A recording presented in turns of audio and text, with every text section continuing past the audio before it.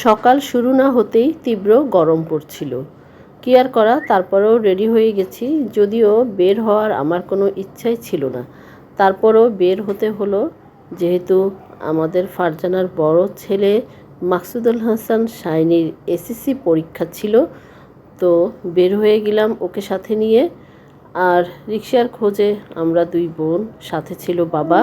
এই সময়গুলোতে সাধারণত রিকশায় যাবার মতো যে জায়গাগুলো আছে সেইখানে রিকশা পেতে খুবই কষ্ট হয়, কারণ তারা দামগুলো একটু বাড়িয়ে দেয়। গরমে একরকম দাম, আবার বর্ষার সিজনে হচ্ছে আরেক রকম দাম। যদিও আমরা হাতে যথেষ্ট সময় নিয়েই বের হয়েছি, তাই আমাদের চিন্তাও কম ছিল। চারদিকে খুঁজছি, কিন্তু কোথাও আমাদের দাম মতো, আমরা ভাড়া মতো পাচ্ছি না রিকশা। তো শাইনি এবং বাবাকে পাঠিয়ে দিলাম আলাদা রিকশায়, অটোরিকশায়, আর আমি আর ফারজানা আলাদা অটোরিকশা করে আমরা ইসিবি পর্যন্ত গিয়েছি। ইসিবি থেকে যদি আমাদের সাধ্যমতো আমরা রিকশা পেয়ে যাই। যেদিকেই তাকাচ্ছিলাম শুধু পরীক্ষার্থী আর পরীক্ষার্থী, এদিকেও পরীক্ষার্থী ওদিকেও পরীক্ষার্থী। আর এমন করতে করতে ইসিবিতে আমরা চলে এলাম।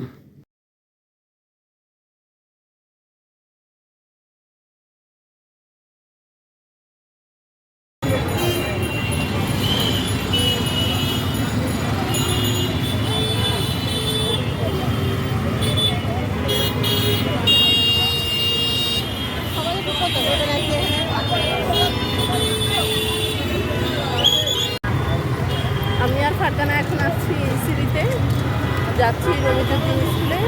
আমাদের শাইনি সিট পড়েছে। শাইনি হচ্ছে এসএসসি পরীক্ষার্থী যাচ্ছি। শাইনি আর আপনাকে পাঠিয়ে দিয়েছি আগে। এখন আমি আর ফারজানা যাচ্ছি। আসসালামু আলাইকুম সবাইকে, জুমাইদা মালিক। তো অনেকদিন পরে স্কুলে আসলাম। ব্যস্ততা সবার মাঝেই, পরীক্ষার্থীদের মাঝে তো আরও বেশি ব্যস্ততা। তো আমরাও এখন ব্যস্ত যাচ্ছি। আর অনেকদিন পরে এসে আমার কাছে যা বলছিলাম ভালোই লাগতেছে। প্রথমে আসতে চাই নাই, অনেক গরম লাগতেছিল সকালবেলায়। তারপরও ভাবলাম যে না যাই। শাইনি আমার বড় ছেলে আর পরীক্ষা দিচ্ছে, যেতে তো হবেই। কিছু বল, সবাই দোয়া করবেন। হ্যাঁ, সবাই দোয়া করবেন আমাদের শাইনির জন্য। তো কতক্ষণ থাকতে পারবো আল্লাহ জানে। আর বাতাস থাকলে তো কোনো সমস্যাই নেই, বাতাসে অনেক ভালো লাগে। হ্যাঁ, বাতাস আছে, রোদও আছে, দেখা যাক কি হয়। তো যাই, রোজ রোদে আমরা দুজন তাকাতে পারছি না। তুই তাকাতে পারছিস?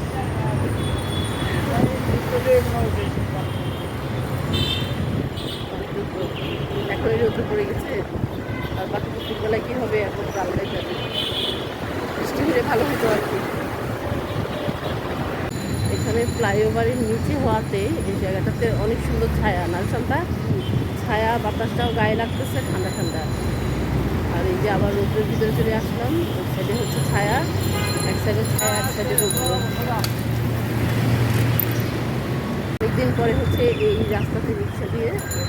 অন্যান্য সময় গিয়েছিলাম, সিএনজির মধ্যে ছিলাম। আর রিক্সা জার্নিটাও তো হচ্ছে অন্যরকম একটা মজা। তো রিক্সা জার্নিতে দেখা যাচ্ছে যে সব কিছু দেখতে দেখতে, ভালোভাবে দেখতে দেখতে যাওয়া যায়। এই তো সিএমএইচের সামনে রাস্তা পার হবে মনে হয় না দিকে।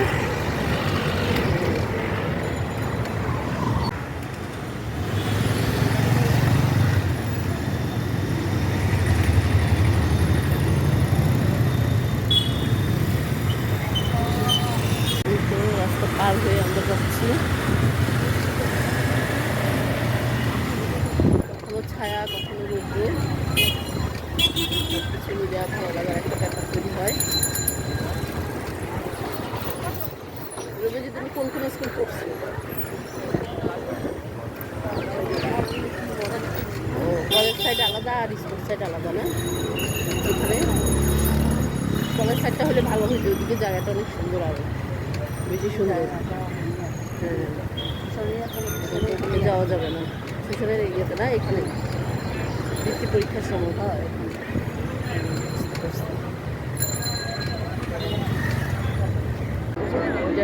সবাই দাঁড়ায় আছে, এখনো মনে হয় ঢুকতে দিচ্ছে না। ঢুকতে দিছে স্টুডেন্টদেরকে?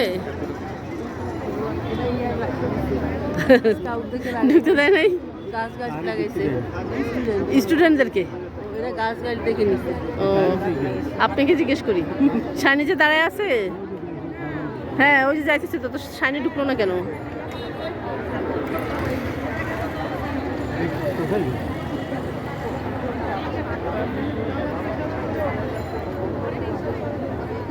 অনেক রৌদ্র, আর এখানে তো ওভারব্রিজ, ফ্লাইওভার। এখন ঢুকে যাবে, বিদায় নিতে আসছে। ওকে শাইনি, আল্লাহ হাফেজ, ভালো মতো পরীক্ষা দিবা।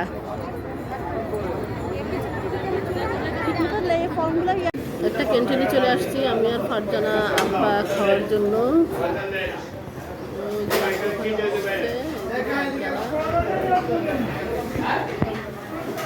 আর যেখানেই যাবো চা তো খেতেই হবে, চায়ের বিকল্প যে আমি আর ফারজানা সমোসা নিয়ে বসে গেলাম, সমোসা খাবো।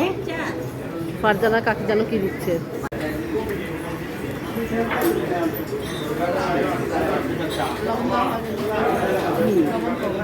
হ্যাঁ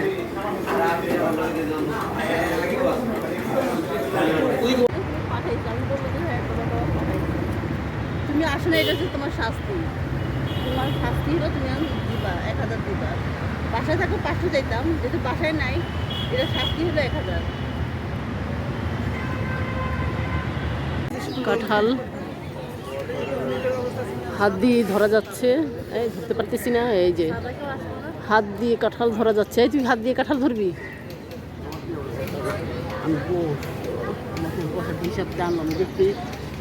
তিনি ঘুমাচ্ছেন, ঘুমিয়ে গেছে, গান শুনতেছে, ঘুমিয়ে গেছে।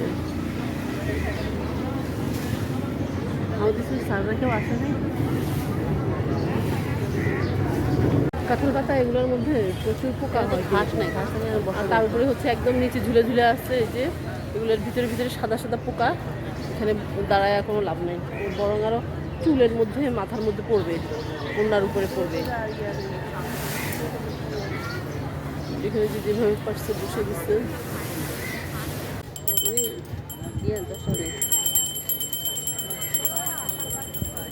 এই তো ছোট বাচ্চার মতো আইসক্রিম খাচ্ছি, এগুলাই মজা আমাদের। স্বপ্ন দেখলে না ইয়া করবো যে আমার স্বপ্নীরা সুশান দেখলে আমাদের খবর আছে, নিয়ে যাবো। এখন আমরা আইসক্রিমগুলো কামড়ায় কামড়ায় খাই। আর ছোটোবেলায় কীভাবে খাইতাম, আমার থেকে এগুলোই ভালো লাগে, অন্য করে খাইতাম, আলাপ করে খাইতাম নাকি। এখন তো কামড়ায় কামড়ায় আইসক্রিম খাই, কামড় দিয়ে দিয়ে। আর ছোটোবেলায় খেতাম, আর এই রস উঠেছে এভাবে। এরা বসে আছে আর আমি দাঁড়িয়ে আছি, কারণ আমি বসতে পারি না, বসলে আমি এই সমস্ত জায়গায় নিচ থেকে উঠতে পারি না, সমস্যা হয়।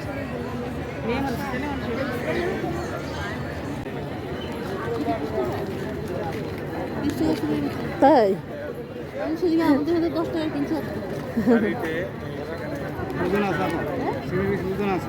তাই সেটা বলি নাই, আমি বলছি আমাদের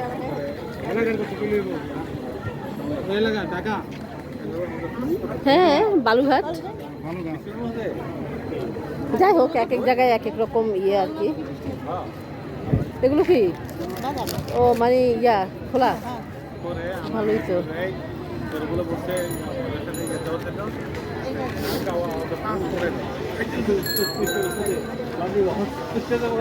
কাঁঠাল গাছের ছায়ায় বসে আমরা কিছুক্ষণ রেস্ট নিলাম।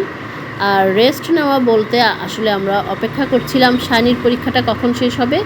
গরমের তীব্রতা যত বাড়ছিল, বাতাসটা তত বেশি গরমের তীব্রতা, গাছের পাতা কি সুন্দর আবার সেই বাতাসে চলে এলাম। সবাই ভালো থাকেন, সুস্থ থাকেন, আল্লাহ হাফেজ সবাইকে।